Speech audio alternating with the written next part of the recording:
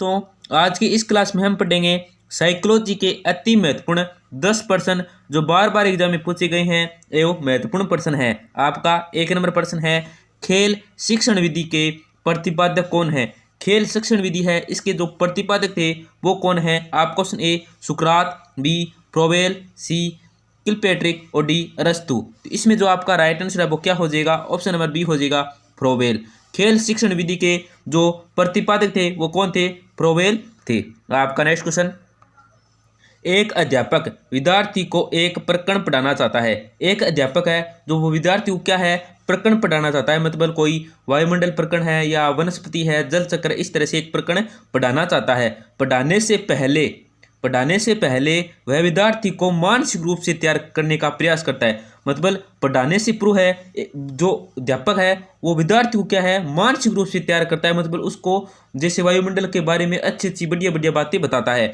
और क्या है, वह कौन सा नियम उपयोग में लेता है। इस तरह से वह करके क्या है, कौन सा नियम है जो वे अध्यापक है वो कौन सा नियम है जो उपयोग में ले रहा है। तो आपका ऑप्शन ए है उपयोग एवं अनुपयोग का नियम, बी अभ्यास का नियम, सी प्रभाव का नियम और डी तत्परता का नियम। तो इसके अंदर जो आपका राइट आंसर है वो क्या हो जाएगा, ऑप्शन नंबर डी हो जाएगा तत्परता का नियम। क्योंकि अध्यापक है जो विद्यार्थी को क्या है, वायुमंडल के बारे में अच्छी अच्छी बातें बताएगा, तो विद्यार्थी क्या है उसको पढ़ने के लिए क्या होगा, तत्पर होगा। तो वो कौन सा नियम अपना रहा है, तत्परता का नियम अपना रहा है। आपका नेक्स्ट क्वेश्चन, जब कोई व्यक्ति अपने दुखद अनुभव को जानबूझकर भूलता है। जब कोई व्यक्ति है और अपने दुख को क्या है, अनुभव को जानबूझकर क्या है भूलता है, भूल जाता है और उन्हें अचेतन मन में क्या है दबा देता है। जानबूझकर क्या है भूल जाता है, फिर क्या है अचेतन मन के अंदर दबा देता है, तो समायोजन की यह रक्षात्मक युक्ति कहलाती है।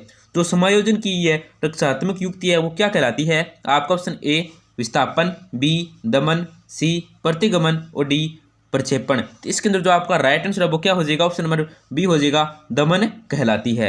आपका नेक्स्ट क्वेश्चन, निम्नलिखित में से कौन सा प्रतिभाशाली बालकों के लिए संवर्धन कार्यक्रम नहीं है। कौन सा ऐसा कार्य है जो क्या है प्रतिभाशाली बालकों के लिए क्या है संवर्धन कार्यक्रम नहीं है। तो आपका ऑप्शन ए है कॉमन कक्ष उपलब्ध कराना, बी विशिष्ट कक्षों का आयोजन, सी विशेषज्ञ अध्यापक उपलब्ध कराना और डी उन्नत कोर्स प्रदान कराना। तो इसमें जो आपका राइट आंसर है वो क्या हो जाएगा, ऑप्शन नंबर ए हो जाएगा कॉमन कक्ष उपलब्ध करवाना।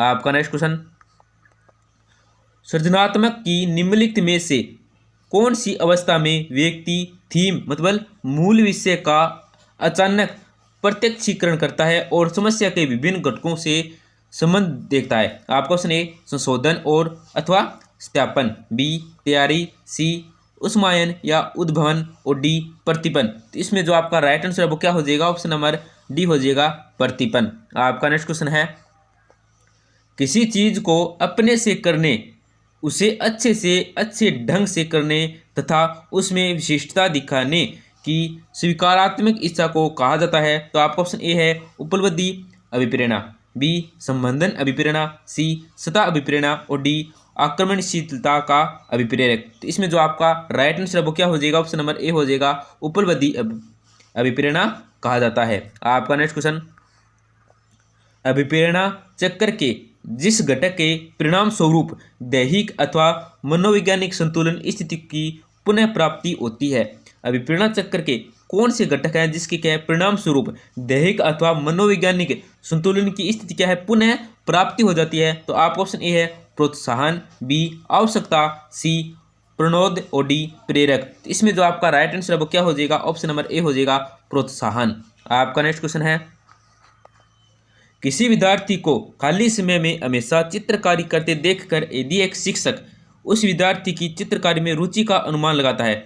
कोई विद्यार्थी है उसको क्या खाली समय के अंदर क्या उसकी चित्रकारी को देखकर एक शिक्षक है, एक अध्यापक है, उस विद्यार्थी की क्या है चित्रकारी में रुचि मतलब रुचि का अनुमान लगाता है। तो यह सुपर द्वारा वर्गीकृत किस प्रकार की अभिरुचि होगी, कौन सी प्रकार की क्या है अभिरुचि होगी। तो आपका ऑप्शन ए मापित, बी व्यक्त, सी प्रकट और डी आविष्कारिक। इसमें जो आपका राइट आंसर क्या होगा, प्रकट करता है। तो ऑप्शन नंबर सी होगा प्रकट। आपका नेक्स्ट क्वेश्चन है, निम्नलिखित में से कौन सी जीन पियाजे द्वारा प्रदत्त संज्ञानात्मक विकास की निर्धारित अवस्था नहीं है। कौन सी है जो क्या है जीन पियाजे द्वारा प्रदत्त संज्ञानात्मक विकास की क्या है निर्धारित अवस्था नहीं है? तो आपका ऑप्शन ए अनौपचारिक सक्रियात्मक अवस्था, बी संवेदी गमन अवस्था, सी पूर्व सक्रियात्मक अवस्था और डी मूर्त सक्रियात्मक अवस्था। तो इसके अंदर जो आपका राइट आंसर क्या हो जाएगा, ऑप्शन नंबर ए हो जाएगा। अनौपचारिक सक्रियात्मक अवस्था क्या है, जीन पियाजे द्वारा प्रदत्त संज्ञानात्मक विकास की क्या निर्धारित अवस्था नहीं है। आपका नेक्स्ट क्वेश्चन, निम्नलिखित में से कौन सी कसौटी शिक्षा मनोविज्ञान को विज्ञान के रूप में मानने से संबंधित नहीं है? ऐसी कौन सी कसौटी है जो क्या है शिक्षा मनोविज्ञान को विज्ञान के रूप में क्या है मानने से क्या है संबंधित नहीं है? तो आपका ऑप्शन ए है, इसमें वर्तमान ज्ञान के आधार पर क्या है भविष्यवाणी की जा सकती है।